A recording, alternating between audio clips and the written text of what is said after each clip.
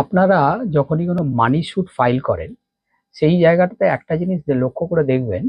আমাদের code of civil প্রসিডিওরে section 56-এ পরিষ্কার লেখা আছে, কোনো লেডি, কোনো মহিলা, উনি যদি কোনো রকম পার্সোনাল লোন থেকে উনি নিয়ে থাকেন এবং তার এগেনস্টে যদি মানি স্যুট ফাইল হয়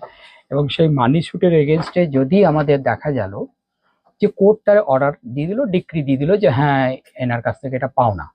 পরবর্তীকালে যিনি পাবেন তিনি যদি এক্সিকিউশন ফাইল করেন, তাহলে ওই সিভিল কোর্টের একটা নিজস্ব একটা পাওয়ার থেকে থাকে মানি স্যুটের মামলাতে, সিভিল প্রিজন মানে সিভিল জেল। কিন্তু মহিলাদের ক্ষেত্রে কিন্তু সেটা প্রযোজ্য হয় না।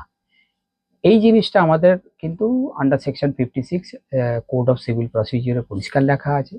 এবং এটা মহিলাদের ক্ষেত্রে একটা একটা ভালো খবর বলতে পারেন, আইনি একটা প্রোটেকশন বলতে পারেন। যে যদি কোনো মহিলারা লোন নিয়ে থাকেন কারো কাছে, পার্সোনাল লোন হতে পারে, কোনো এনবিএফসি থেকে হতে পারে, অন্য কোনো জায়গা থেকে হতে পারে, তাদের ক্ষেত্রে কিন্তু সিভিল ইমপ্রিজনের একটা এমবার্গো আছে, বার আছে, নিষেধ আছে। ঠিক আছে।